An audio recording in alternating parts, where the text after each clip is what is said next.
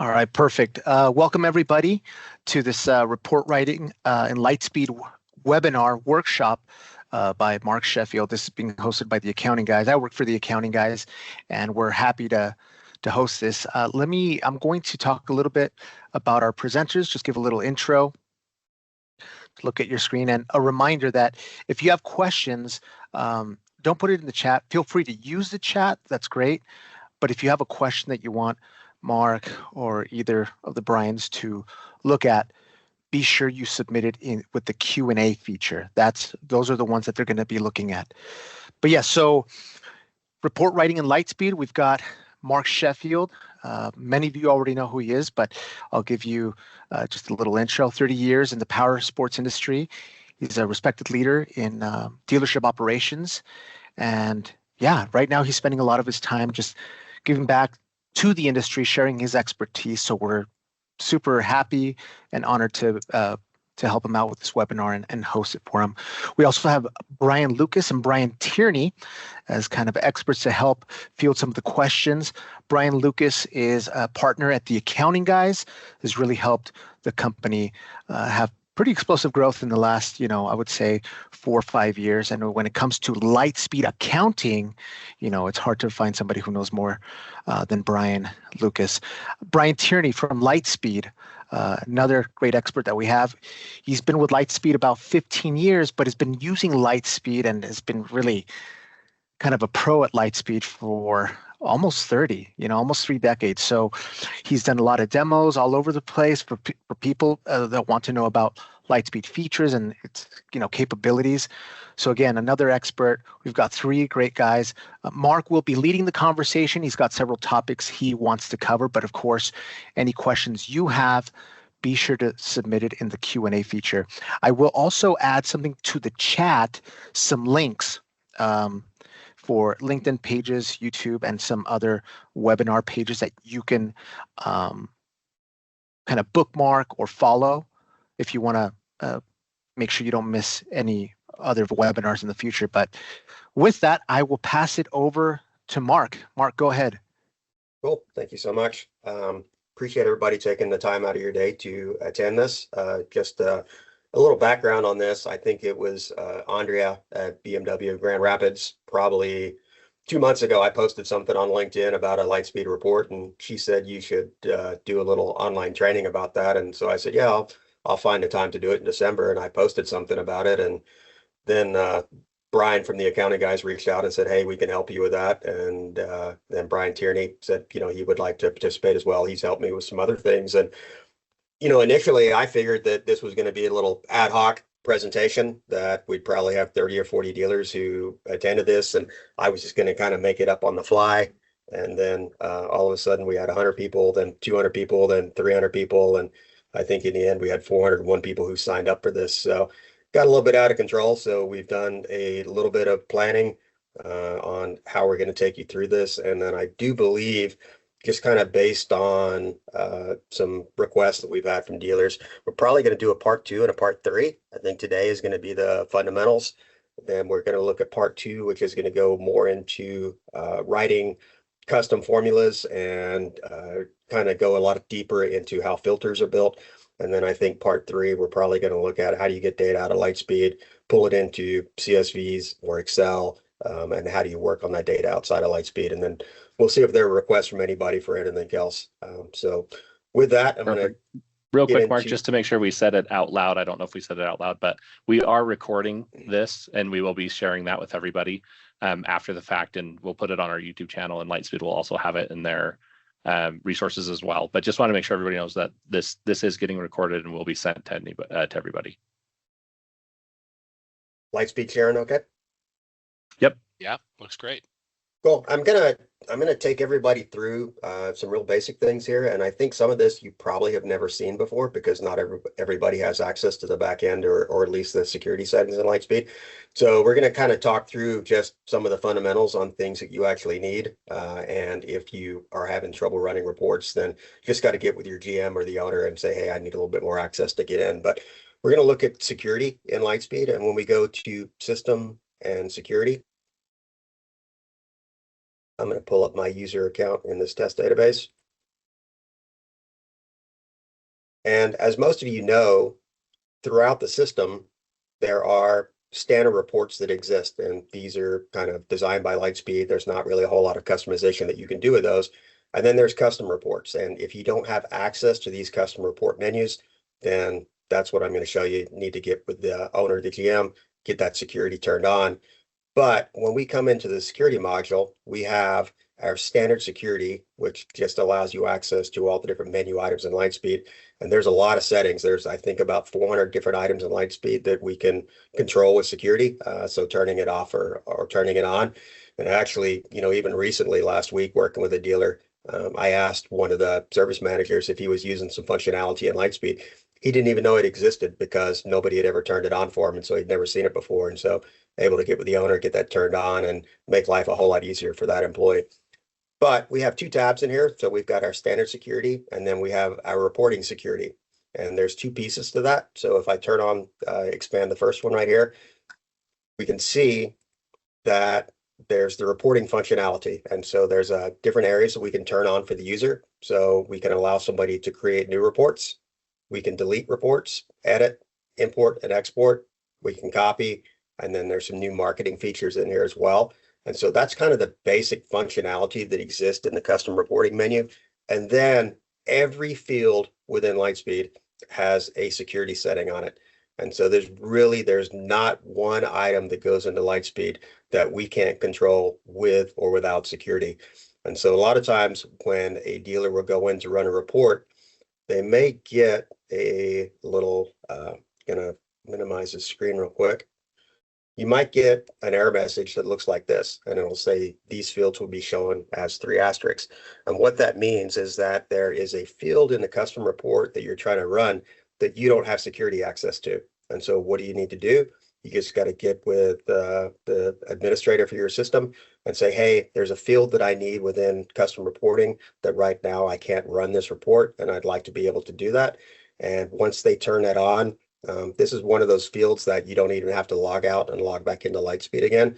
When those changes are made and when the user's security is saved, at that point in time, the end user can actually go back and run those reports. And that should, at that point in time, minimize any of those access violations that you've got. Am I missing anything in there, Brian or Brian? No, you got it. Sounds great. Cool. Nice job, Mark. So once we've got all the access that we need, we're going to go into Lightspeed, and there's a couple of different places that you can go for custom reports. So I will typically go to System and All Custom Reports. And when I do that, this is going to show me every report that exists within Lightspeed. Now, all of the custom reports, they kind of live in the same area in Lightspeed. If you said you were in the parts department and you wanted to come into custom reports and look at parts inventory, what happens when you do that is you get this extra little checkbox that's right over here that says limit to parts inventory. And so by coming through parts and coming to custom reports and parts inventory, we are only going to see the custom reports that exist for the parts department at this point in time. I can just unclick this box right here. And when I do that, that's exactly like I just come to System and All Custom Reports. Now I've got access to every report that exists within the Lightspeed database. And so even though I came through parts and I was looking at parts inventory, once I unclick this box right here, that gives me access to see sales reports, accounting reports, finance reports. Everything that I want to view is now available once I unclick that line item right there. Now, for those of you who haven't used any other DMS before, Lightspeed is kind of unique in the fact that it gives you as a user the ability to build custom reports. You'll find that in a lot of the other DMS out there that if you wanted to build a custom report, you've got to reach out to tech support at that company and have them build that report for you. And I think that's for a couple of reasons. One, they can justify charging you the money to build those reports. And two, building reports isn't always as straightforward as you might think that it actually should be. There's a lot of complexity in doing this, and I think a lot of dealers really struggle with it. And so I think that's why some of the other DMS providers have just said, you know what, we're going to control that. We're not going to give the user the ability to do that. So I think you can look at Lightspeed and go, hey, this is a pretty cool feature. And once dealers learn how to use this, it really can be a game changer as far as how you run your business, how efficient you are, how productive that you actually are. When we're just gonna come back in and we're gonna go to all custom reports so that we can see all of the reports that exist in the system. You can sort these any way that you'd like. So if we click on this little blue bar up here, then it's going to give us this little arrow that's going to say, hey, we're sorting in ascending order. We can click it again, and now we're sorting in descending order. We can click it a third time, and then we're just back to the standard way that the reports are sorted. And we can do that with any one of these categories up here. Now, if you're looking at your screen and you don't see all the items that I've got up here, and this is a function that exists throughout the entire Lightspeed system, you can just right click on this blue bar up here, and it'll show you if there's any other items that maybe you want to be able to view in this master menu where you can see all the reports that exist. You can see right now that I've got everything enabled. If I was having trouble reading some of these report names, I could actually click on text wrap. And then if I had a really long report name, it would wrap around and I would be able to see it without having to scroll down. You can also adjust any of these fields. So we can slide them over if we want to tighten them up, and we can move them around as well. So if they're not in the order that we want them to be in, we can just click in this blue bar right here and we can drag that around and put it exactly where we want it to be. You have a search menu up here, and I know a lot of people are used to having to put a percent sign in as a wildcard when we're searching for items in Lightspeed. The nice thing about the custom report module here is that when we go to search for something, we don't have to put that wildcard in. The system is going to look for any report that's got the word parts in it based on what I just searched for here. And this search field also looks at the description for the report. It's going to look at the category that the report is in. If we had created some roles for some of these reports, then it's going to search that as well. So this is a pretty global search feature. And one of the things that we find is that a lot of times, when dealers will reach out to me or reach out to Lightspeed and ask for, hey, can you help me build this report? Here's some data that I need.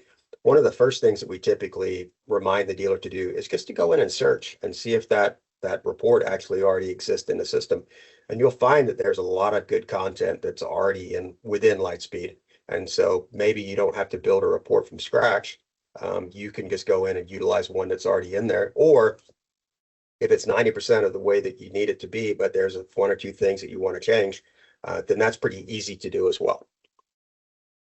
If I just go back and we're looking at the entire list of reports that are in here, I'm going to sort by this field number right here. And so this is a number that Lightspeed has assigned to some of these custom reports. And what that allows them to do is that when they're talking to a dealer, they don't have to say, well, go search for a report by this name. They can just say, hey, go search for report number 913. And once you do that, you're going to, we're going to see that we're just going to get that one report. So it's an easy way to find the content that the dealers are actually looking for. Now, when you look at these reports over here, all of these reports that have a number in front of them, those are ones that are created by Lightspeed. And the only thing that you can do with these reports is to run them. You can't modify them. You can't change them. But if we came in here and we said that we were looking for parts inventory, if I could spell today. If we were looking for parts inventory, and I'm going to clean this up a little bit, and I'm going to turn off my text wrap so that things look a little bit better. And we can say, okay, here's this report 585D. This is parts inventory with no bin location. But let's say that I wanted to add the bin location to that report. Well, this is a system report. We can't modify it, but what we can do is we can come up here and we can duplicate that report. And once we duplicate that report, now we've got a copy of the original factory report from Lightspeed. And we can see that it says copy at the end of it. And now this is a report that we can go in and modify. We can make changes to. So two good things here. One, you can take a standard report out of the system and you can modify it, make it work for the way that you want it to work. The other good thing about that is that, sometimes one of these system reports will have a feature or a function in it that you are not quite sure how it's working. You can make a duplicate of the original report that exists within the system.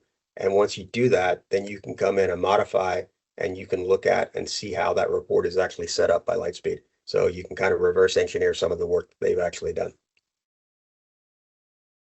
We'll close that out real quick. The other thing that's in here that a lot of dealers actually missed is if you look in the upper right-hand corner, you can see that there's this little pop-out right here. And you can take that, and once you click it, it will take that window that you're working in and allow you to move it around. So if I have two screens, or like I've got three right now, I can take that window and I can move it over to another screen. And then I'm back to being able to work in some areas of Lightspeed. Now, this is not a fully, it's not the perfect pop out system. So when you pop these out, there are some things that you can do in Lightspeed. There are some things that you can't do. And so it's one of those things you just got to try it out and see how it works for you. If you can't get to what you need to get to, then you got to come back in here and close this window. And then you've got full functionality back in the system again.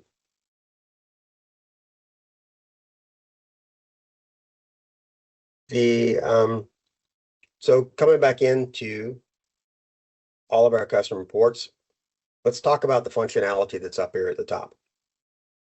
We can click on new, and that allows us to create a new report. We can delete a report that we've created. Now, if it's one of these factory reports that exist within here, something that Lightspeed made, then we can't delete those. So they're controlled by Lightspeed. There's nothing we can do with them. But if you had an old report that existed in the system and you say, hey, I don't need that anymore, you can just click on the delete button. It's going to ask you, are you sure? And then you can get rid of it. I might offer one other little tidbit on that one, Mark. Yes, sir. Going back to some of the month-end, year-end functions, what should we be watching out for? This is one of the things that I think a lot of folks, the delete button in particular, overlook at times. You have folks that are trying to learn how to use custom reporting. They're building these goofy custom reports, and then you use it one time and never touch it again. So it's a good practice to go through and delete things that people aren't using anymore so that your database of reports don't get cluttered up. But I love that you pointed that out. One of the other things that exist within Lightspeed is that if you have a report that you're using and you want to modify it a little bit, but you're not comfortable modifying that report and you don't want to make a mistake, you don't want to lose the functionality of that report, then I typically recommend go in and duplicate that report and then work on the duplicate that you've created, because you cannot run a report until you've saved it.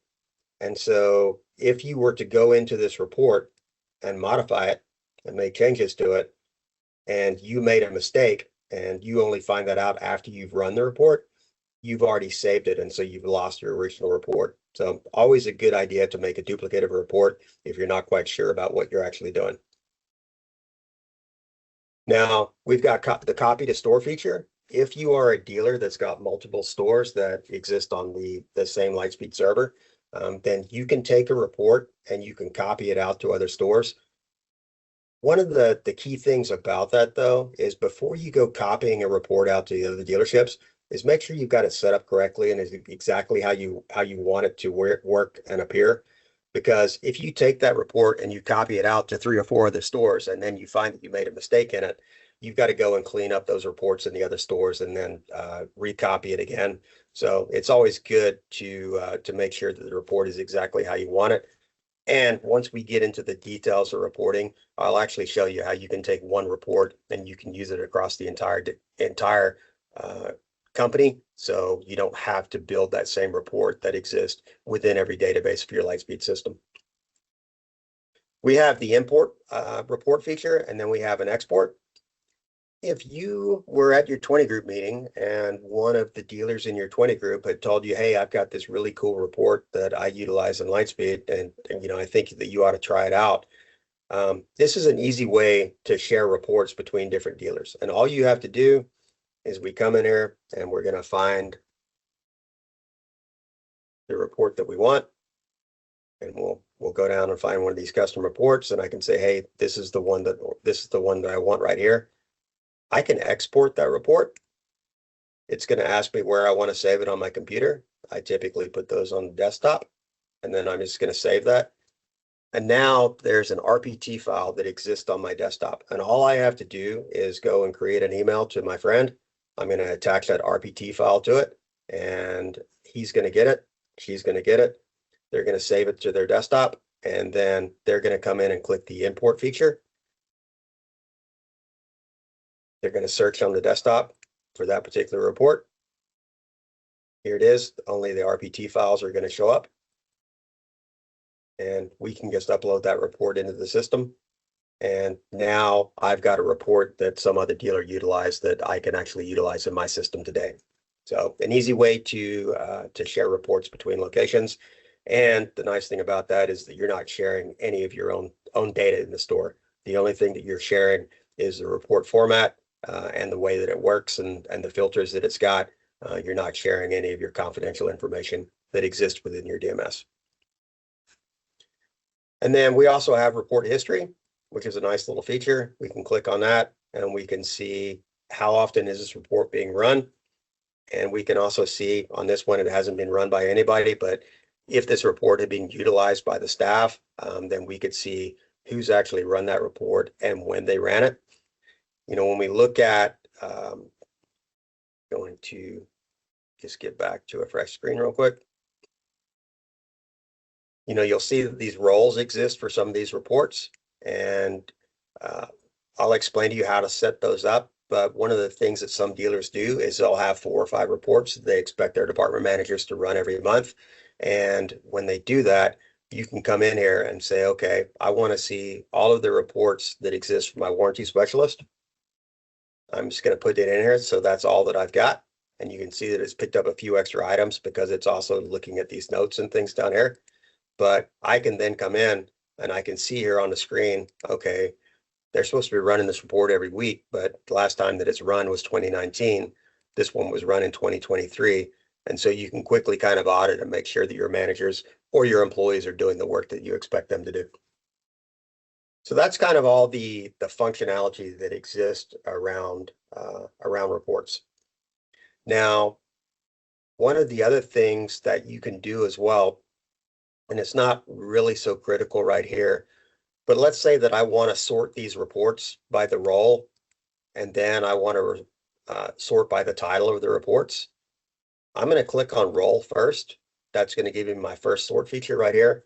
And then on my keyboard, if I hold down the control key, I can actually click on another title, and you'll see that I get this little sort bar that's a little bit smaller than the first one. And so now what's happening on my screen is these reports are being sorted by the role, and then they're being sorted by the title over here. Can be very useful in a lot of areas in Lightspeed. You know, it could be that you're in parts inventory and you want it to search by supplier and then by part number, or maybe supplier and bin number. You have the ability to click on that first field that you want to sort by, and then you can click on other fields. In some areas of Lightspeed, you can have up to 3 sort features, and in other areas, I found that you can actually select 4. So I'm not sure what the rhyme or reason is between the two, but typically, if you can sort down to 3 levels, that'll give you all of the clarity that you need in the reports that you're setting up. Mark, if I could jump in for just a second, we're getting quite a few questions about report properties, basically the frequency and recommendation. And if you want to jump to that section, maybe. There's about 6 questions. Just, you know, can I set up reports daily, weekly, or monthly folders, and just some of those parameter settings in the report properties? Yeah, we'll bounce to that real quick. One of the other things to show everybody, I call these a carrot. So BT calls them something that I can't pronounce, some odd Utah term. I'm not quite sure what it is, but these little carrots exist all the way through the system. And you know, right here, you've got this preview of your report, but if you wanted more screen, you know, if we're looking at all of the reports that exist in the system, then I can just click that. And now all that space on the screen that was designated towards giving me that preview is gone. And I've got more space on my screen to be able to see everything that's going on. Those little carrots exist all throughout the system. You know, if I go into parts inventory, I've got a caret right here. I can click that down, and now I can sort by supplier and category. If I go into part ordering, if I want to see more information about a part, I've got a caret right here. I can open that up. Now I can see my purchase orders and my special orders. That exists right here. If I'm in the service department, and let's say that I just wanted to see the repair orders that are done by one service writer, I've got the ability to do that in here. So these little carets go overlooked, but there's a lot of hidden functionality that exists within the system. And once you kind of learn what's behind the curtain, this gives you a lot more power to be able to find things quickly and easily within the system. Sometimes I've found too, Mark, is one of the things that you probably know, having worked in a dealership, and so have I, is you may be creating a sales deal on your computer or a parts invoice, and the customer's peeking around your screen trying to see what you're doing. And by seeing what you're doing, they may see some margins and costs and things you'd rather them not see.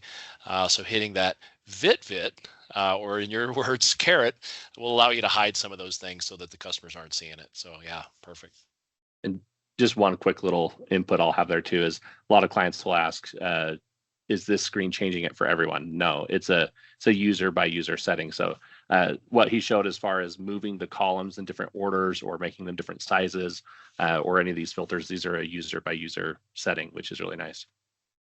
You know, talking about that, one of the things, I had a dealer last week that reached out to me and said, hey, you know, my parts to service employee, every time that they go to sell something to a repair order, they are wasting 2 or 3 sheets of paper because that's a system setting to print those out. And if you have an individual employee, they can actually come in under system and workstation preferences. Now you have to turn this on in security for the employees. But on that user, I could just come in and say, hey, under service, you know, I don't want to print these items out for that employee anymore. And so you haven't changed your system settings. But now that employee, every time they run a transaction, it's not wasting 2 or 3 sheets of paper. And so these exist for every employee who's utilizing the system.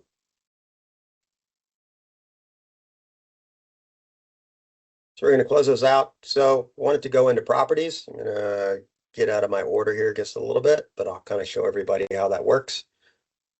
So what I did here is I just came in and I clicked on new. Now, if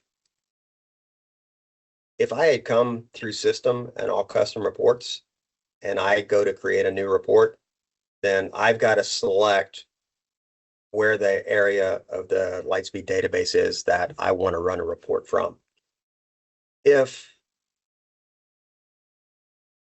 I come into custom reports, under custom reports and parts inventory, when I go to create a new report, it's automatically going to bring me into the parts inventory field.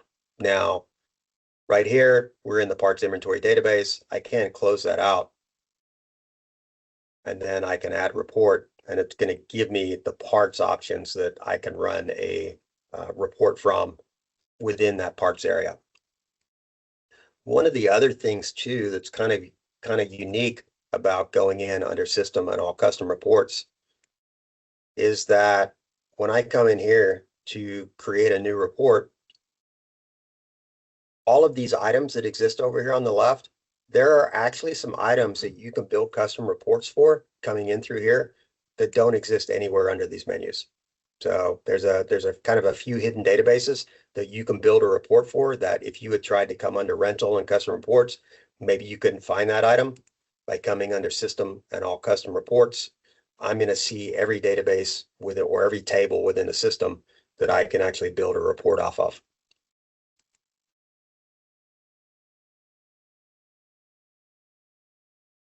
So I'm going to come under service. We're going to go to custom reports. We're going to look like we're going to build one for a repair order. We're going to click on new. And Bryan said we wanted to go and look at properties. And so kind of getting ahead of myself a little bit, but let's take a look at what exists down here in report properties. So if I click on properties, I've got 5 tabs to work off of. Now, I'm going to have to come up with a name for the report that I want to run. And as I said earlier, you have to save a report before you run it. And so the system is going to force you to put a name on a report. One of the things that I tend to find when I go into dealers is that they never have had any consistency on how they named reports. And so things get really, really convoluted. And so I like to be pretty consistent in how I name my reports. And so we're going to build one today called Repair Order Aging. And what I'll often do when I'm in another dealer system is I'll name the report and put my initials in there.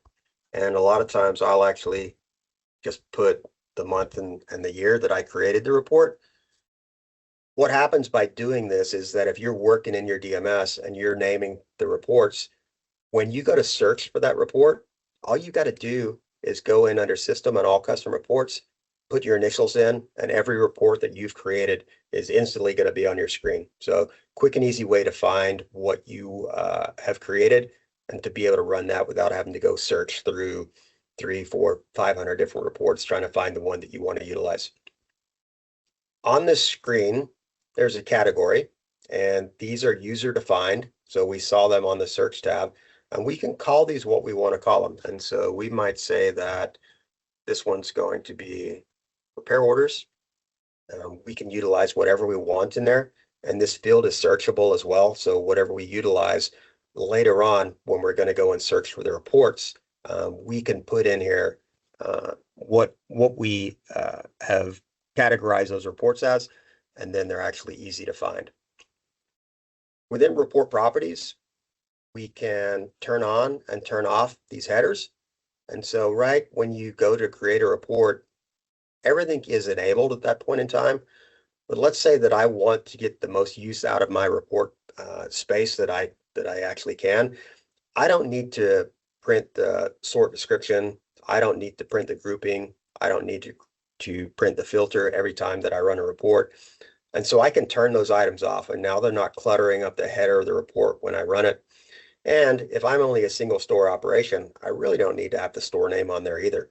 And so by turning all those items off, we're actually going to free up some space on our page, and we're going to reduce the number of pages that we have to print out.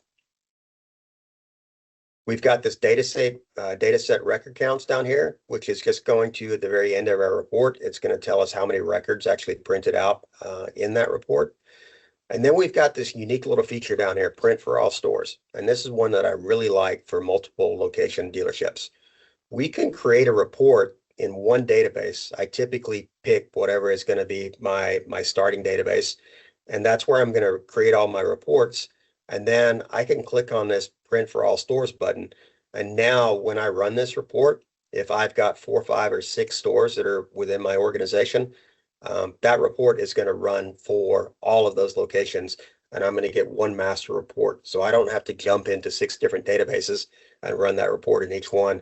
I can run one report and get all the data that I need for the entire organization. And there's a frequency button in here as well. And so I can say, okay, my expectation is that this report we're going to run every week. And now when we save this report and we go back and look on the search tab, we can actually see that, yeah, we said that we're going to run this report every week. This is for repair orders. So this is going to be for my service manager. And I'm going to expect that when I look on that search page that he has been running this report every week. And if he hasn't been, then we're going to have a talking about that. Anything I missed on this tab, BT and Yale? No, I think you covered it very well.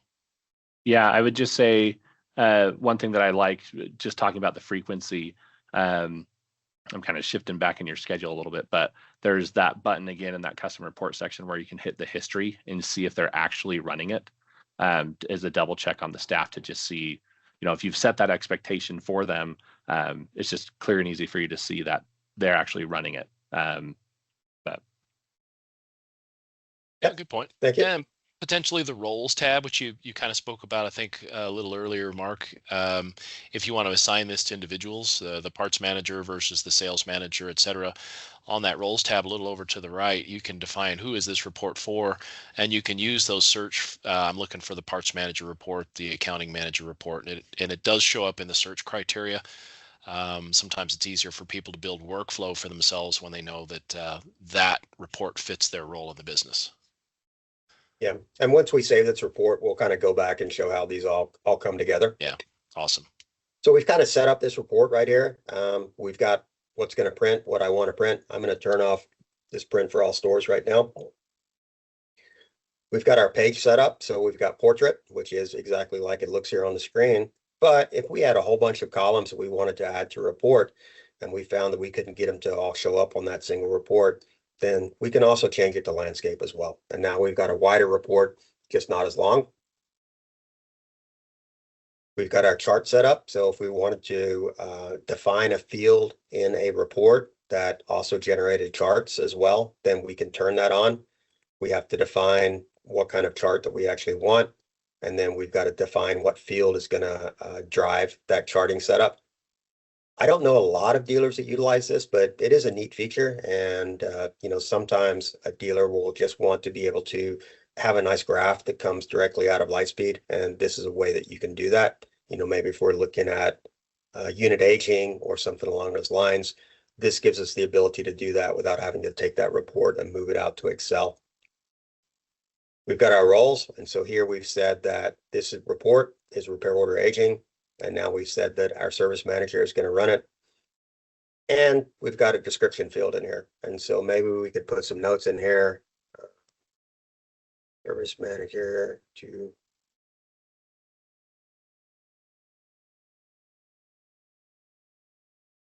And if you wanted to, like I put my initials in the report name, let's say that you didn't like that format, but you wanted to be able to find the reports that you generated. I could also just take my last name and put it right here in this description field. And now when I save this report and I go to search for it, I can just put in my last name, and all of the reports that I built that have my name in the description field will show up in those results. Any other questions on the report properties field, Bryan? No, I think you've covered all those. And then just a reminder, we're about halfway through on time, but yeah, great. So I'm going to go ahead and click on OK and save that because I don't want to lose all the work that I've done. Now, one of the common problems that we see when dealers first start learning how to build reports is duplication. So they'll have a report and they run it and they see the same item over and over and over again. And it's a pretty common error that dealers have to deal with. Bryan put together this nice little understanding about how report tables actually work within Lightspeed. I think we're going to make this available so that everybody, maybe we can share this in the chat if you don't mind, Bryan. So everybody's got a copy of this, but it kind of shows how the tables within Lightspeed are constructed. And I think a lot of people think that those tables kind of look like an Excel spreadsheet, but they're very different than that. Although I am actually going to use Excel to show what those tables actually look like. But if we come down, we can see that if we're going to build a report on sales deals, then we start out as sales deals, and then there's tables that exist below that. And so we could have deal adjustments as a subtable. We could have deal buyer, which would be another table. And so when we go to build a report, we actually have to do a little thinking up front and decide, what exact information do we need? And so we want to make sure that we start out in the right table. If we're going to be looking at sales deal, but we say, well, we'd really like to see who the lien holders are, then maybe we actually need to come in and utilize the lien holder tab or the lien holder table, not start out with the sales deal table. Not to say that we can't accomplish the same thing in both ways, but a lot of times it's easier to put a little forethought into how you're going to build your report and then make sure that you start out in the right area. Now, I said that while Lightspeed tables don't look like Excel, I'm going to use Excel to actually kind of show what those tables look like. And if we were looking at repair orders, which is the report that we're building today, we might have one table that is the repair order number, that's got the customer name, when the RO was created, the service writer, and the repair order. And then below that, there's a table that's tied to that first one that's going to be the units. It's going to have the unit information. Then we've got our jobs below that. And then even below that, we could have parts sold, labor sections. We could have the technician tables, and every set of data on here that is in a different color, all of those exist within the same table. And so if we're going to build a report that we want to look at repair orders and we want to see all the parts that are sold to those repair orders, we probably want to come into the parts sold table and build our report starting here. We don't want to start out on the repair order because we're going to have trouble getting the exact data that we want, and we're going to have problems with duplication when we build that report. They call that in technical speak sometimes, Mark, we refer to that as the parent-child relationship. Cool, thank you. Back when I went to school, the Apple II had just come out, so yeah, I didn't remember have a lot days. I didn't have a lot of technical training back in the day. Yep. So here, what I said we were going to build a report on was repair order aging. When I came in and started this report, it actually pulled me into the repair order job. And to be honest with you, what I probably really need as far as a table that we start out in is going to be the repair order itself, because we want to look at when it was created, what today's date is. We don't want to drill down to this repair order job level. So I'm going to close this right here. And then I'm going to click on Add Report again. And now I can see over here on the left all of the tables that I have the opportunity to build a report from. And so I've got repair order parts, I've got repair order labor, and then if I come up here to the top, I've got repair order. And this is really where I want to start out in building this report. This is the one that I'm going to select. And to do that, all I've got to do is double click on it. And that pulls it over here. And now you can see, instead of it saying repair order labor, I've actually just got repair order. Now, we also have the ability, there's a couple of types of reports that you can build in here. We can build reports where everything is on one nice clean line, or we can build what I call nested reports. And if we wanted to build a nested report, then we've got our repair order exist on the header line.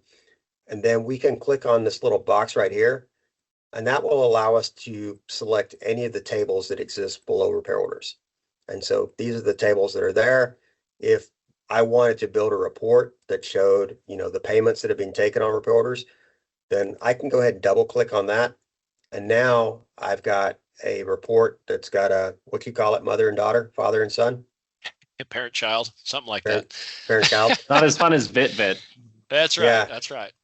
So, now I've got a report that's got both of those items, and I could build a report that looks like this, or I could build a similar report to this that's got everything on the same line. There's pros and cons to both of those. I think from talking to Bryan at the accounting guys, I think he, like I, kind of likes clean reports. And so we typically like to go with these single line reports. They just look a lot better when you print them out on paper. Once you start doing those nested reports, the data gets really jumbled on your printout. Not to say that there's not some times and places where that's what we actually want to use, but I do think this is a cleaner look. Yeah, I think when you're thinking, sorry to just jump in there. I think when you're thinking about when you're building a report, it's also helpful to just think about, who am I building it for, right? Who's going to use this report?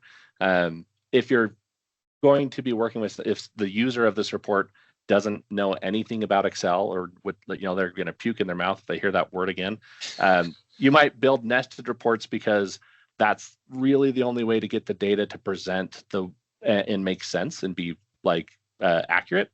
If you're working with anybody in Excel that knows Excel, they're going to want that clean table data, and then they can just build everything else in Excel or some other visual tool. But it's helpful to think about, who am I building this for? How are they going to use this? So sometimes less is more. Sometimes it isn't.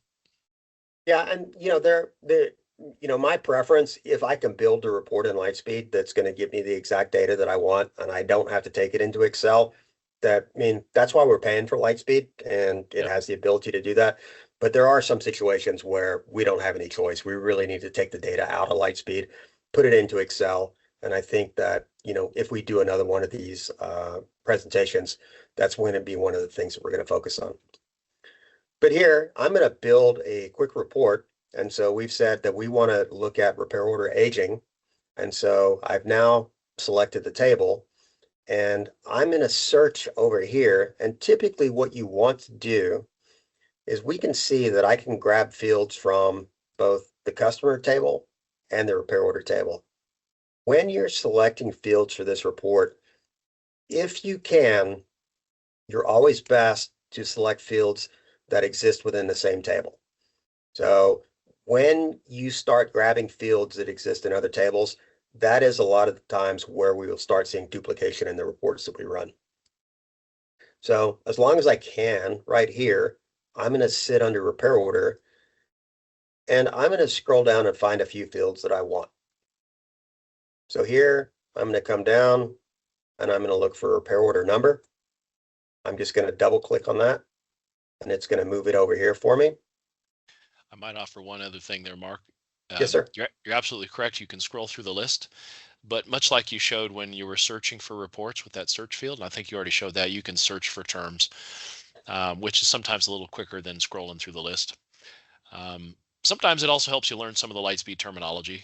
Sometimes at a dealership, we use a different term than Lightspeed may use. So sometimes it's like learning a new language, but that search field has helped me a bunch of times. Yeah, if you're not quite sure, I think that the complexity there is that sometimes the field isn't named exactly what you want. It's like here we have repair order number, but I think if you're in the sales department, it's not sales deal number, it's sales deal or something like that. And so you do have to have a little bit of knowledge about how Lightspeed is configured. So I'm going to delete my search field there, and I'm going to minimize this customer record because I just want to see the repair order items that are in here. So I've selected repair order number. I want to see who my service writer is. And so I look down here and I can't see that it says service writer. There it is. So I'm going to double click on that. It's going to put my service writer over here. And I want to find the date that this RO was created. Now, there's a lot of date fields in here. I could use Brian's tip. I could just put up here the date field, the word date, and search for that. And so now I can see that I've got some different dates over here. Now, a couple of things. Some of these fields down here in the lower left, they'll give you a description about what that item actually is. These do not exist for every field that's in here, and sometimes they're helpful, sometimes not so much. But in this particular one, I want to look at the date that this repair order was created. Now, I'm going to select date created. Over here on the right-hand side, this also tells me that when I utilize this field, not only am I going to get the date, but I'm also going to get the time. Now, there is another date field up here that when we select that one, it's only going to print out the date. But this doesn't tell me if that is actually the date that the RO was created. It could be some other date. It might actually be today's date. So we don't know. Sometimes if you're not quite sure about what field you need to use, we may just want to go ahead and select both of them. Then we can run our report. We can see which one is the right one that we need, and then we can get rid of the other one. So there, I just double clicked on both of those, but I'm going to get rid of them. And I'm just going to say, hey, I want the date created field. Now, once you've got everything over here, oh, actually one other item that I wanted to show is that I want to add the customer name to this report. Now, over here, if I start looking on the left-hand side, I've got customer first name, last name, middle name, and then I've also got company name, depending on how we've got that customer set up within the system. And let's say that I wanted the customer's first and the last name. Well, what am I going to do? Am I going to select the first name and the last name so they're both on here? A lot easier way, and this exists throughout the entire database, is that if you look down here for the customer search name and just utilize that field, what that does is it searches through the customer records and it will take the first and the last name or the company name, whichever one is present within the customer record, and then it will put that over here for us in a nice orderly format, so that we don't have to go and merge different fields together to get the total customer name. So now I've kind of got everything over here. Now, once I've got these fields that are up here, I may say, I need more space. I need to see a little bit more about what's in this field, or maybe I want to get more content that's up here. if I start grabbing other fields, all of a sudden this is going to get jammed up pretty quickly. I can modify these fields by clicking on the little bar between the two, so I can make them shorter or I can make them longer. And if I start expanding this field, at some point you're going to see that this field over here kind of takes on this purple hue. What that means is that I've now made my screen print so wide that this purple field is not going to print out on that portrait page anymore. So we've got two options here. We can either shrink these fields down so that nothing is purple up here so that we know that everything's going to print, or I could go back to properties and say, I want this to print out, or I had it in landscape, so I want it to print out in portrait.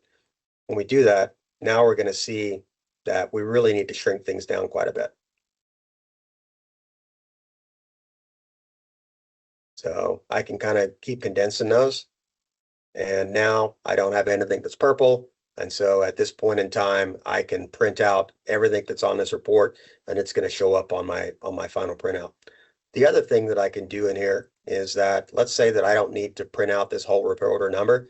I can click in any of these fields and I can just modify them to look like I want them to look. And so maybe I want service writer. Maybe I don't want it to say date created. I just want date. I can modify these any way that I want. And let's say that I want to put date over here in first. I can move those around and I can get this report exactly the way that I want it to look. Anything else to add there, BT or BL? I think you mentioned if you've got that purple hue color, if you run it in Excel or CSV, you'll still get it, but it's just a PDF format that does not display it. That is correct. So if we had this report and this field over here was long and it says it's not going to print out on our printed paper, we still could run this report to a CSV file, and that report would that field would be included in there. So it's just not going to be on the printed page. The other thing that we can do in here, just like we did in the search field, is that let's say that when I run this report that I want all of the work that's done by one service writer to be together. So I can click on service writer first. And so now it's going to group all of the results by service writer.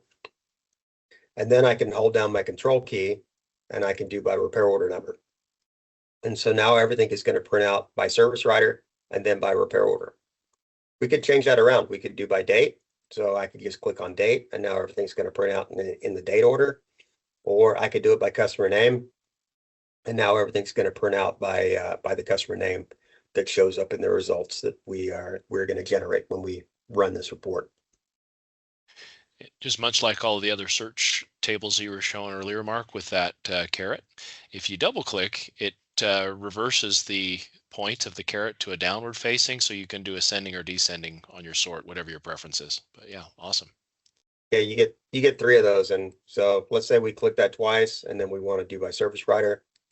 I can do the same thing holding down the control key. So I get up, down, and then back to neutral again.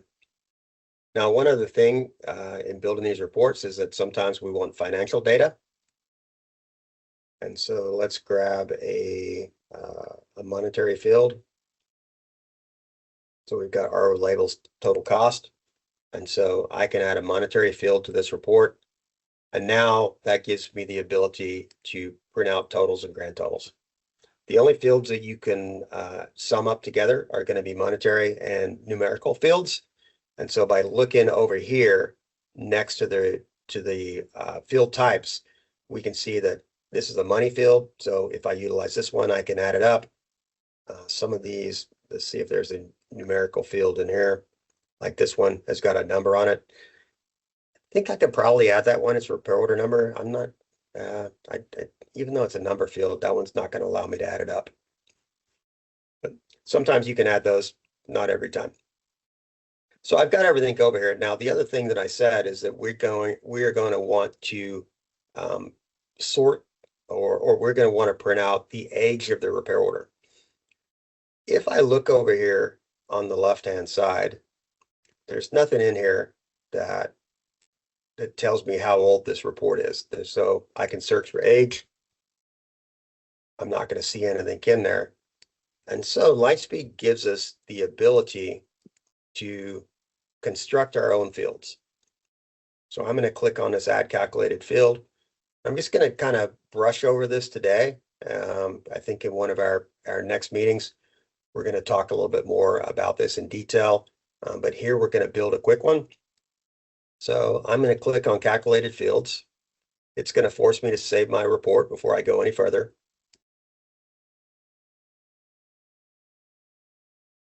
It's going to ask me for the name of that field. So I'm going to call it age. And then it's going to ask me this little question over here. Is this report specific? When I create this calculated field, if I only want this field to show up in this individual report, I'm going to keep it report specific. I can also create a calculated field that will show up in every custom report that I build within the system by unclicking that. So unclicking this will make this age report. Every time I go to build a repair order aging or a report on repair orders, I'll be able to see that age field in there. I'm going to keep it as report specific. And in order to generate the age, we need to use a custom function.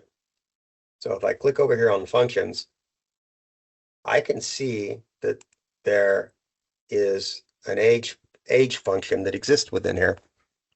And what this tells me is that if I have two fields that are date time and date time, and I put them in this function, that it's going to give me a number back. And so I'm going to double click on this. Now, the other thing here too is that I need to make sure that the fields that I'm going to use are going to be date time and date time. I can't have one that's date and one that's date time. So the first field that I'm going to want is today's date. So I'm going to scroll down here and I can see that there's a date function that's going to return the date and time. So I know that I need date time twice. So I'm going to utilize this one first. And I'm just going to click in here between the parentheses.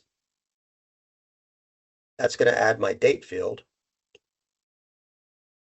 And then if I come back up here, it tells me how I need to format that. So I've got my first field in there. I need to have a comma after that. And then I need to add my second field. And so if I come over here and we're going to get our date created, this tells us that it's a date time field. So exactly what we need. We're in the right spot. So I can just click on date created.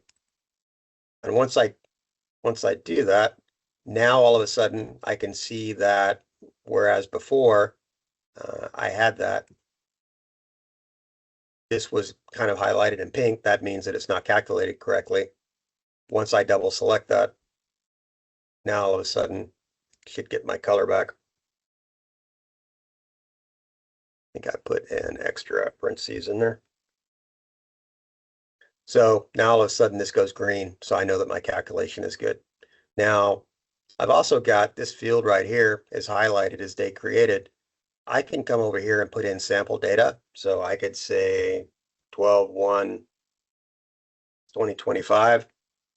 And so that actually gives me, if the date created was December 1st, it's going to take today's date. It's going to subtract the date that it was created. And then it's going to tell me that this repair order is 3 days old. So I know that this calculation is correct. All I've got to do at this point in time is click on OK. That's going to add my custom field over here. And now I can just double click on that. And it moves it into my report. And so now when we print this report out, we're actually going to see the age of the repair orders that we've got. At this point in time, if I want to just kind of see what things look like, I can click on save and then run.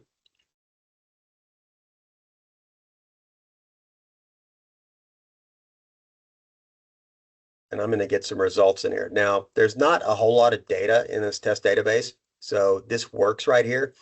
If you are doing this in your actual database and you've got years and years worth of records, it might take a long time for this to run, or it may actually not run, or it might force you to download it into a CSV file. And that's because at this point in time, we don't have any filters down here. So let's say that I just want to see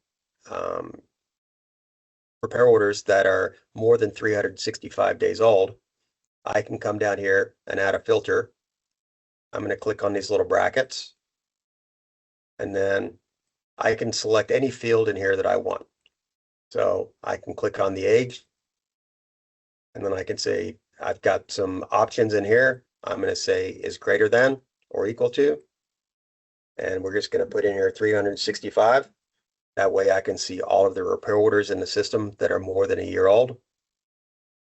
I'm going to save that, and I'm going to run the report.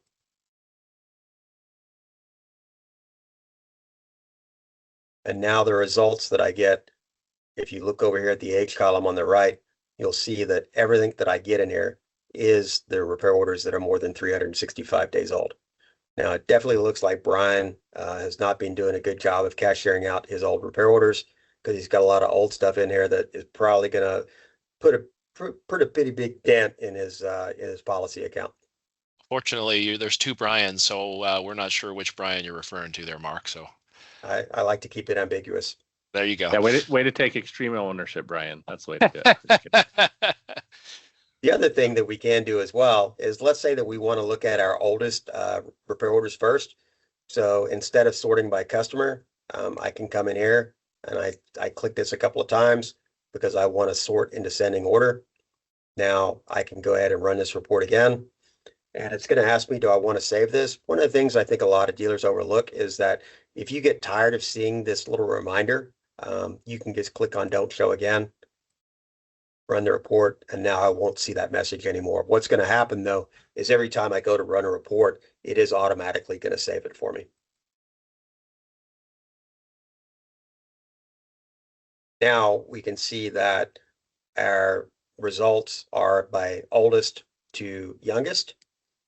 And so as we scroll down on our results right here, because we chose to sort by the age field and we said descending, we're going to have our oldest repair orders are going to be at the top.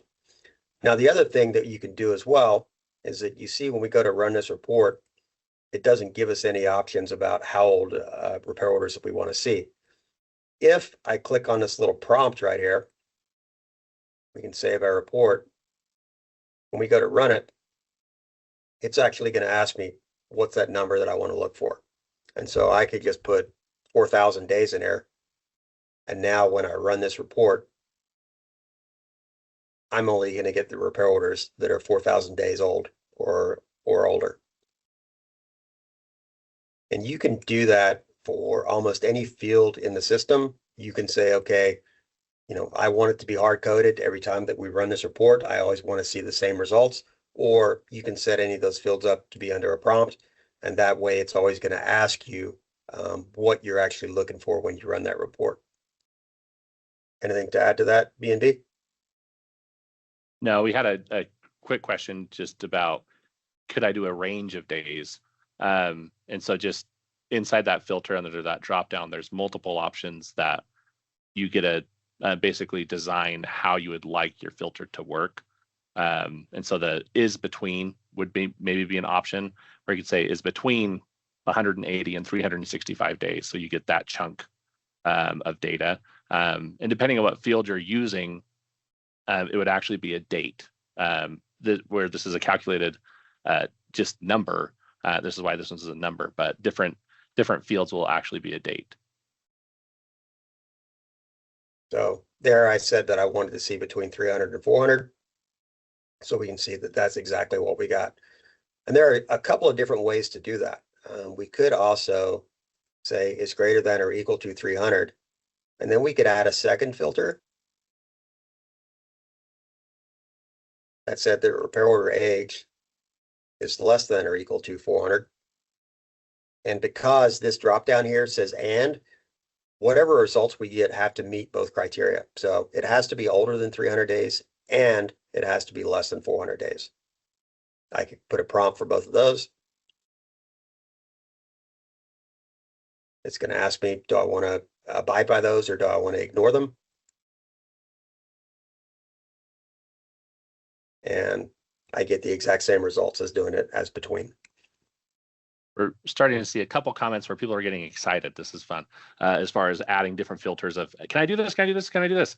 That's what this is all about, right? This is building your own stat report, because I think some of them are running them and saying, oh, this is giving me repair orders that have already been cashiered, or estimates and different things. And so just what you have to remember is exactly what you've given Lightspeed as an input, that's what you're going to get as your output. And one thing that I'll mention, Mark is starting to build a report from scratch. It is very likely, and there's another video that we'll probably send at the end of this as well, just kind of one that Bryan did. He did a webinar a couple months ago walking through this a little bit. But if you go to the customer report sections in the stock reports Lightspeed has, it's very likely there's one in there already. You just didn't know it was there. Or you might start by grabbing a report that had everything except for one field. Then you just have to add one field to it to complete your report. But just as people are getting excited, can I do this? Most likely, yes, is your answer. It's just what is it a filter setting? Is it adding it to the report on the top? Mark will probably get into the grouping in a second, but you might not just start from scratch versus look at what's available and then add to it. But sometimes starting from scratch does help you build the exact thing you're looking for. So certainly helps you learn the system too. We did get one person asking, can we go through that creation of the calculated field one more time? I'm not sure, Mark, if you want to go through that again. They can certainly refer to the recording if they want to see how you built that again, I assume. Yeah, I think we're going to do an entire webinar on that one. I think, I've got hundreds of examples of different things that you can do. And just for, we're getting pretty tight on time. So let's see if we get knocked out today. If we can get back to that, we will. Yeah. Yeah. So what you're showing here gets into some of the more technical aspects of reporting, and I'm sure there's a lot of interest in that. So version 2 will be exciting. Probably a little bit nerdier, but that's okay. The other thing too is that let's say that we want to change our filters. And so we've got a lot of functionality that exists within here. So just by clicking on these brackets right here, I can choose, let's say that we want to look at date created. And so now I can come in here and say is greater than or equal to, and I can put in a date. Let's go back just to January 1st of this year. And because I've got a prompt here, when I go to run this,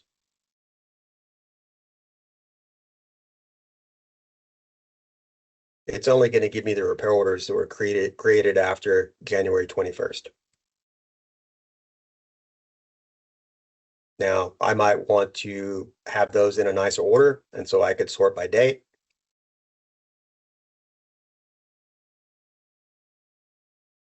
And now I've got everything in a nice logical order. So they're sorted by the oldest to the newest.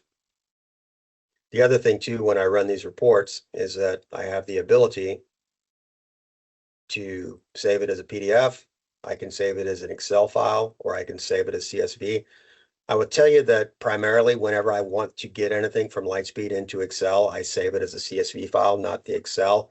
The Excel system actually adds a lot of extra columns, and it's a lot of work to clean those up. So CSV works a whole lot better when you're going to take data out of Lightspeed. One other thing just a reminder on that, after you've played in it, you'll want to switch it to Excel. In the chat, I posted a screenshot of how to switch the formatting back to Excel so you can save all your formatting changes. Thank you. Yeah.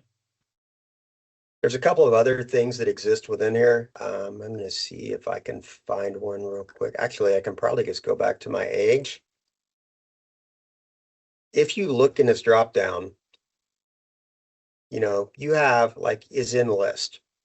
And let's say for some odd reason that I want to see repair orders that are 100, there may not even be any in here, 200 or 300 days old. I can put all those in a list. I don't have to create individual filters for those. I can run that report, and there is nothing in my report that exactly met that criteria, so I'm not getting any results for it. The other thing that you can do as well is that, let's use our search name here. So let's say that I want to find a repair order for a customer whose name is Bob. And I could say that the thing about searching for text is that Lightspeed is case sensitive. And so if we utilize this option here that says is like and ignore case, then it doesn't matter what case we put the items in here. And I'm going to add a couple of wildcards on either side of this because I don't know exactly where that Bob name is going to be. So if I knew that Bob was going to be at the start, I could just delete that and say, okay, I want Bob, and then I don't care what comes after that. Let's look in this, see if anything comes back when I search for this. So now I can see I've got two Bobs, and I've actually got a Bob Bobson and I got a Bob Bob. Bryan, we're going to talk about your text database when I'm done. Yeah. Silent Bob should be in there somewhere, by the way. Yeah. Now I can also put a wildcard in front of that.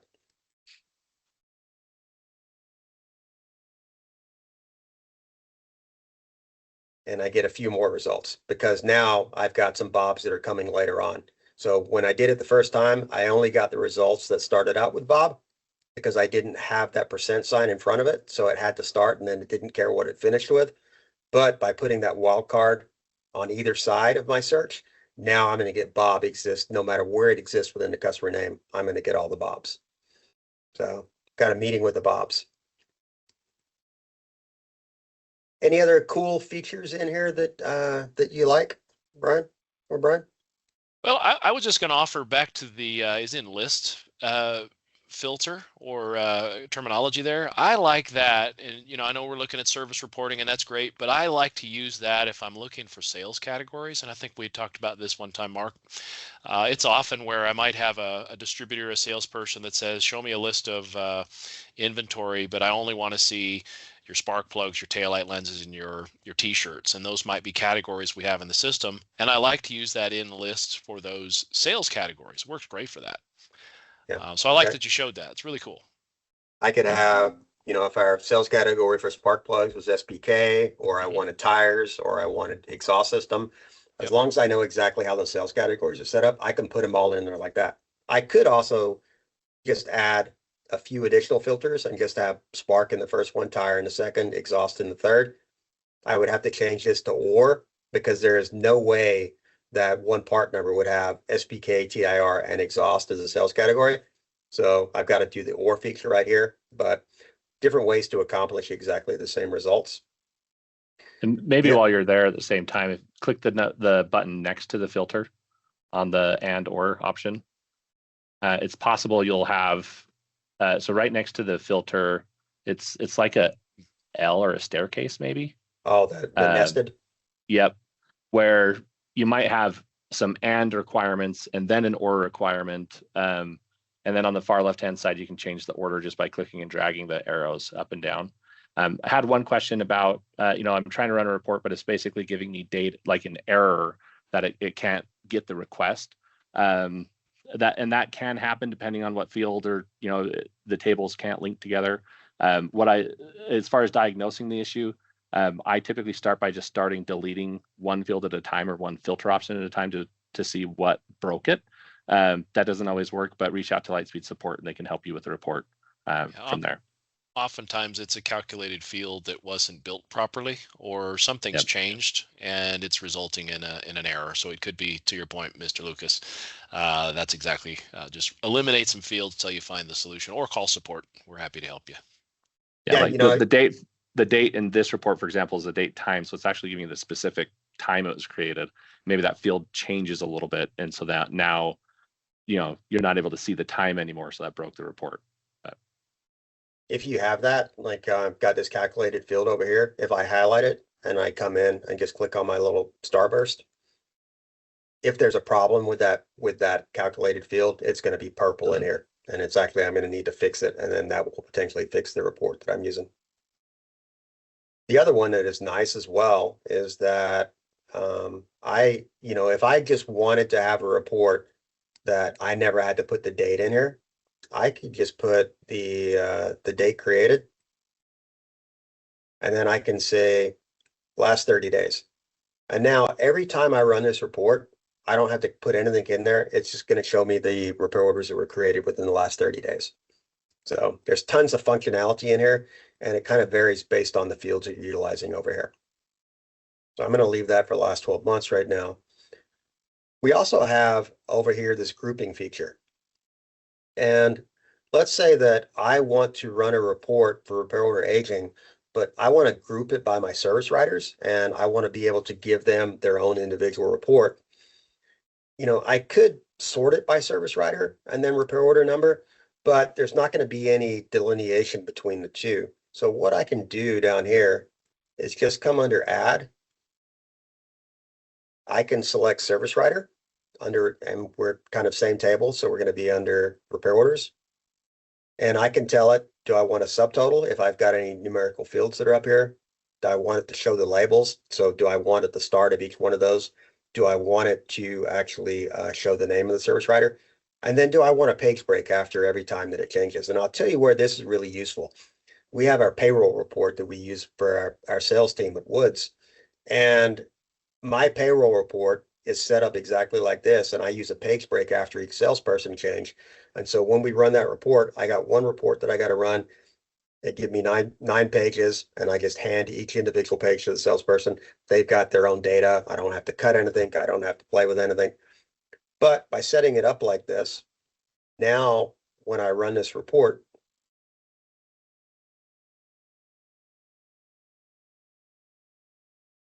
you'll see that I had one result here for Alex Clemens. And then because I said page break over here on the right, I've now got an empty page. And then I've got one report that's done by Ashley Burton. And then I'm just going to keep going down the list like that. So Austin Rich did 4 or 5. So this grouping is pretty powerful. And one of the things that I told you, and I don't know that I can do it on this particular server, but over here on the properties where we said we can build this report for multiple stores, when I do that, what I will do is I'll come in here and search for store, and I'm just going to say store name. I'm going to add that. Now it added it at the end, and I want store name to be before service writer. So I'm going to click on that, and I'm going to say move up. I want a page break after the store. And now, because I've got print for all stores selected, when I run this report, if I had 4 or 5 or 6 different locations, I'm going to have my report for CRM training, which is the database that we're in right now. And then after a page break, I would have my report for the next database for the next store. And so you don't have to create this report in every database that you're operating in. You just got to create it in one database, and you can run it for the entire organization. So super powerful little trick, big time saver. I use it every dealership that I work with who's got multiple locations. That's always how we build reports. So one of the other things, getting pretty close to the end here, but when you go to run a report, let's say that you've got the data that you want to look at right here, and you're like, okay, I found what I need to go find in the system, but I can't go anywhere else in the system because I've got this report that's sitting on the page, and maybe it's a pain in the butt to have to run it again. If I close this report, I can bounce to the system. I can go and look at what I need to look at. And then I go, okay, I want that data back again. If I just come down here and click on the little sprocket, this automatically saves all the reports that I've run in the order that I've run them. And so all I got to do is click on this, the first report in the system. I'm going to click on that. And now I've got my report. I don't have to go and run it again. The other thing that you can do as well is under application, recent reports. This is going to show you the last, I believe it's the last 10 reports that you've run. So they'll be in order. So it's kind of always changing as you run and build new reports.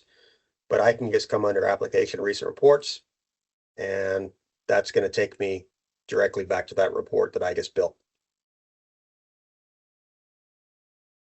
This was a different one that I built for somebody else. Sorry.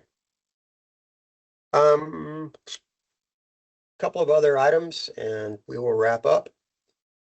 let's say that I built this report. I'm really happy with how it's constructed, and this is something that I want to look at every week. Once I've got the report exactly as I like it, I can come down here to schedule, and I'm going to click on next. And I can say that I want this report to run every Tuesday, Wednesday, Thursday, Friday, and Saturday. That I want it to run at 6:25 in the morning.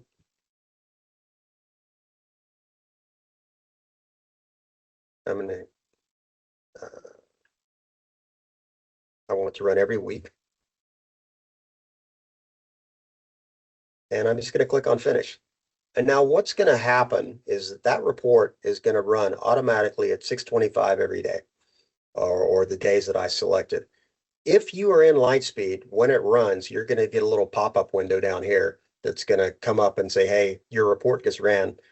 If you are not in Lightspeed, and let's say that you've got 4 or 5 scheduled reports, the next time you come into Lightspeed, you can just click on the sprocket down here, first thing when you get to the store in the morning, and your reports are going to be there in the order that they ran. So you could have one that ran at 6:25, one that ran at 6:30, one that ran at 6:45, and all those reports are going to be in there. So now I don't have to go bouncing through the system to find the reports that I want. The system is going to do that for me automatically and just drop them down here in the little task viewer, the little report repository. If I want to see what those look like, I can just come under list, and I think it's under scheduler under here. Is it correct? My scheduled tasks. That's it. And any reports that I've scheduled are going to be in here. One key thing about this is that when you schedule a report, the system looks for the report by this name.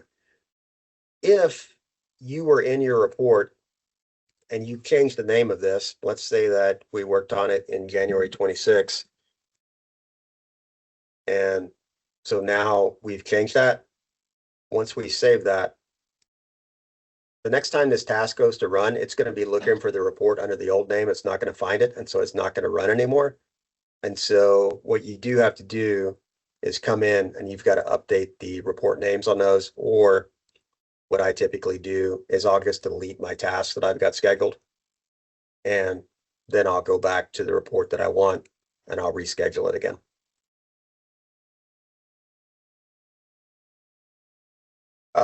Last thing that I had is that when you're building reports, and not everything is super intuitive in here, there are what I call some legacy fields. Lightspeed started out as Unix. It morphed into NXT. Now it's morphed into Evo, and now Lightspeed DMS. There were some fields that existed in NXT that don't exist in the current Lightspeed database, and a lot of dealers, they merged from one system to the next. Sometimes you'll have to come in here and select 2 or 3 fields. You'll need to run your report. You'll need to look at the data that you get and figure out which is the field that you need. Not everything is super intuitive, and I do that all the time. If I'm not sure exactly what I need, I will just come in and I'll add 3 or 4 fields. If I'm getting a lot of fields, I might, when I run this report, I might just choose to run it to a CSV file so that I've got everything, because I've kind of limited on what I can see here on the screen. And then I'll go back and figure out, okay, this was the field that I needed. Maybe it's this customer prefix name. That's the one that I actually needed. I'll get rid of the others, and now I've got exactly what I needed. The last thing I've got to say is that when you start building reports, because everything's not super intuitive, when you build your first reports, print one out, and then if it's for repair orders, go back and look at your repair orders on the screen and make sure that what you're getting on your report is what you expect it to be. You're going to make some mistakes when you first start doing this. I've been doing this for 30 years at this point in time. I still make mistakes, and every report that I build usually takes a little bit of time to tweak and to get it just right. But once you learn how to build these reports, I promise you that if you're the person in your dealership who knows how to do this, you'll never get fired. Because there's so few people that know how to build good reports and get data out of Lightspeed that you will make yourself irreplaceable if you become the person who knows how to do this and knows how to extract the data out of the system. With that, I believe that I pretty much covered all the content that I had, Brian and Brian. Thank you so much, Mark. You've done a phenomenal job. I'm just starting to see all the kudos starting to flow in and getting a lot of good questions coming in as well. One quick question, Bryan Tierney, I'll ask you. I don't believe there's a method currently to schedule the report to automatically send it to an email box somewhere else. Is that save send to marketing feature? Is that like a plan for that in the future, or what does that feature do? Great question. There has been some discussion about sending to inboxes, sending to email, and to be honest, it's on the roadmap, and I know it's coming, but it just isn't there quite yet. So still today, what Mark was showing with your task viewer, any scheduled reports are going to show up in the task viewer first, can be emailed from there once you run the report, but that's where it first stops, and then to your inbox or outbox from there. But we might see something in the very near future that sends it right to your inbox. Yeah, once you come in here, as long as you have under system and list and your communication accounts, test database, so these may or may not be set up in here, but as long as these are set up correctly, and it's not exactly what you're looking for, but once you open that report, you can click on your email button in here and you can say, what account do I want it to go from and who do I want it to go to? And pretty quick and easy to email a report out of there. Not automated, but pretty close to. Helpful. Brian, another question that popped in. Is there a guide or an Excel file that shows all tables and all that fields inside of it for custom reports? A roadmap of all the data sets, parents and children. Yeah. I tried to find one for Mark. The best that I came up with was the one that we shared. We're going to share that with the group. I think it's a great start. It kind of sets the stage for folks to understand that parent and children relationship. But as far as a comprehensive document, there's so many tables and data sets. There just isn't a current complete document there, but it's something that I don't know if they're looking for necessarily like all of the parent-child relationships versus just here's the table, all the fields with it. Is I think what he's looking for, not necessarily the relationships. That'd be a lot more difficult. But it's not perfect, but I just dropped in the comments the 3PA user guide, which 3PA is a optional piece of Lightspeed where you can actually extract data directly out of Lightspeed. I've used it with multiple dealers where we just have an Excel spreadsheet that when we open it, it actually reaches out to Lightspeed and extracts the data out of there. You can do it in Google Sheets. There's other ways that you can do it. If you're working with integrated F&I providers, that's how they're getting the data out of Lightspeed. That 3PA guide does have, if you want to dig through it, it will show you all the tables that exist within 3PA.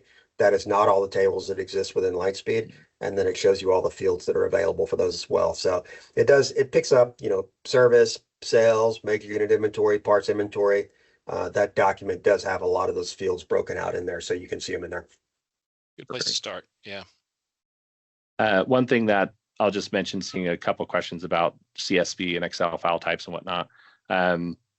Depending on if you're building something outside of Lightspeed, you may choose not to create the calculated field to get certain criteria on your report. It might make more sense to basically make that field in Excel. So you get the two columns displayed on your report, and then that's something you do in Excel.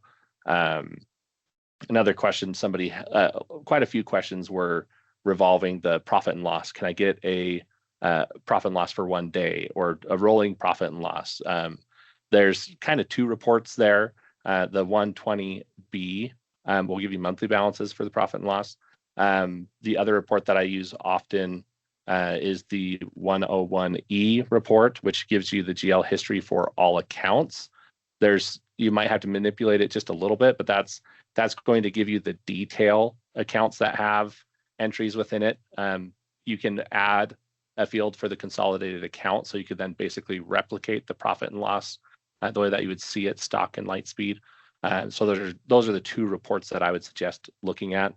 They also do have the 101C, I believe, gives you balance sheet accounts. 101D gives you P&L accounts. And there's a couple others if you're looking for rolling balances or comparatives. And if you haven't seen the new feature with the profit and loss yet, that's what Mark's displaying now. You can see the P&L with some comparisons and some percentages.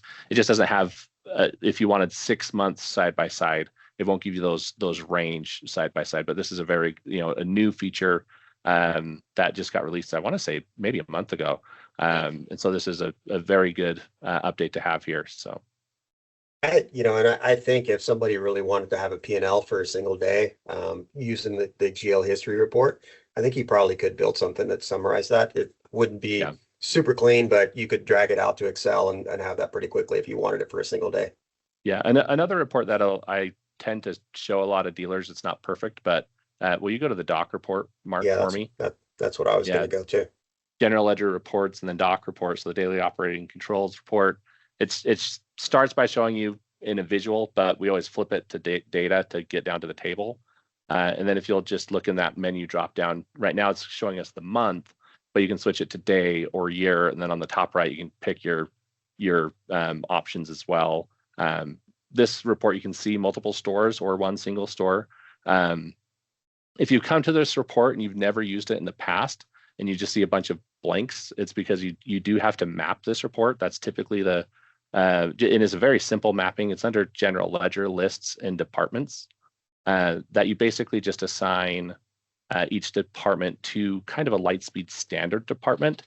And then from there, it will populate with some counts and in dollars. The doc report is based off of the chart of accounts. So if it's not in the GL, then that's where it's reading it from versus the front end. And just every time I bring this report up, it's not your full P&L. It is only department accounts. And so if you have any accounts on your P&L that are not departmentalized, it's just a company level account, like your 8s or 9s.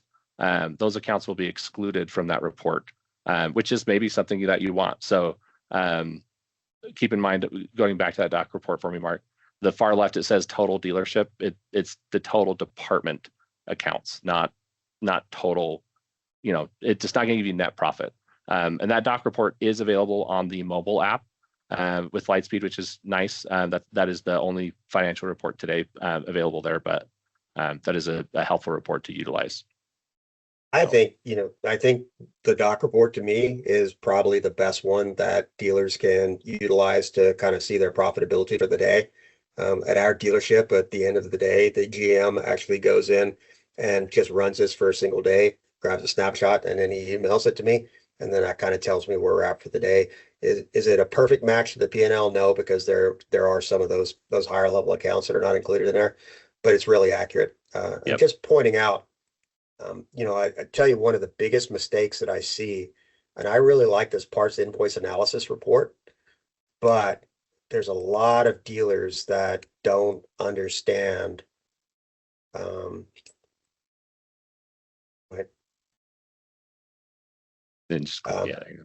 that this field right in here include internal service invoices.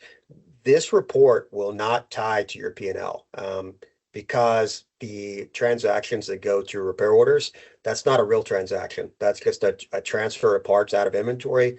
The real accounting for parts and accessories happens in a repair order when the repair order is cashiered.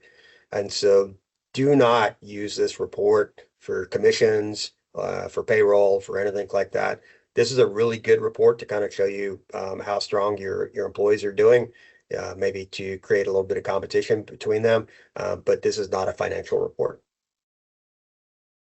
It also shows some really good information for other departments, your hourly data, your daily data, kind of shows the ebbs and flows of the business. Looks like we had a really busy day in the morning on a Wednesday in this database, but for marketing purposes too, I love this report for that zip code portion because it's going to show where your customers are coming from. And especially as dealerships are moving into e-commerce more and more, and you're getting dealerships that are buying or customers that are buying from you across city, state, and maybe even just county. It'll give you a sense of where your customers are coming from and also give you the ability to make better decisions about how you market your business, whether it's social media or your website. So some pretty good information to glean from this. I was wondering if you're going to show this, Mark. I love this report too. And just side note, it's the only one that goes into dark mode, right? Really quick. Did you know that, Mark? Click the little black box in the top right corner of this report.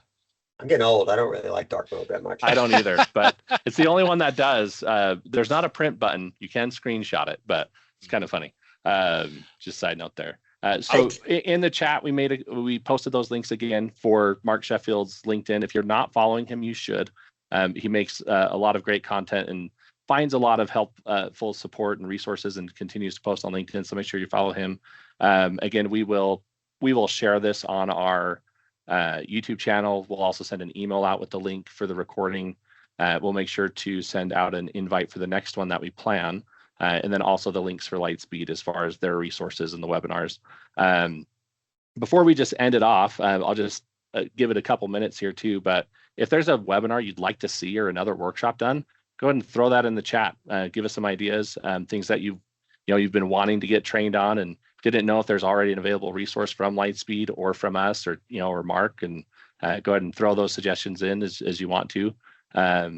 And we'll take some of the feedback in the chat and the Q&A, working with Bryan Tierney and his team with Lightspeed. And then if you have any questions for us, feel free to shoot us over some emails or message us, and we can get into those as well. But go ahead.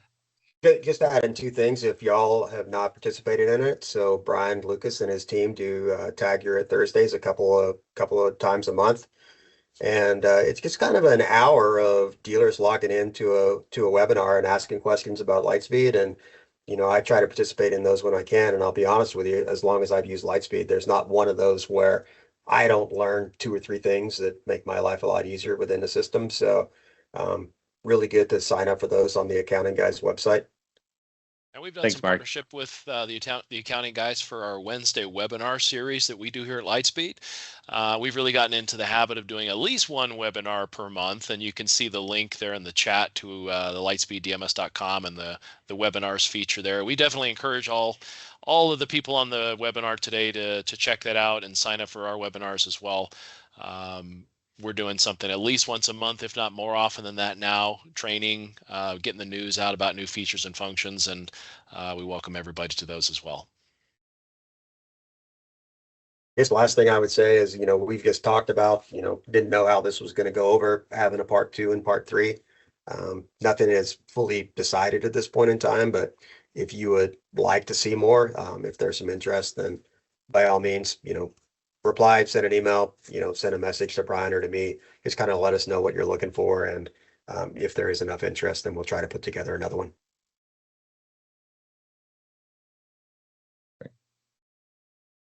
And I don't work for anybody. So I'm just here trying to help everybody. I'm not an employee of Lightspeed, not paid. I'm not an employee of Tag. So I think Tag does a great job doing what they're doing. And I've been a proponent of Lightspeed for the last 30 years. I think it's a good DMS. I think that at least from all the dealers that I worked with over the last decade of doing 20 group work, there's just a lot of dealers that don't fully understand how the system works and how it should be set up. But it's a super powerful system, and sometimes you just got to dig in. You got to break a couple of things. And once you do that, you kind of start learning how the system works. I tend to find it is pretty powerful. Yeah, and on that note too, Mark, I always encourage people to try reports. You can't break anything. I think you and I were talking about sometimes you get frustrated, you bang your head on the keyboard. Well, you may break your keyboard, but you're not going to break Lightspeed. So get in there, dig around, play with reports. You're not going to hurt anything, and you're going to learn something along the way.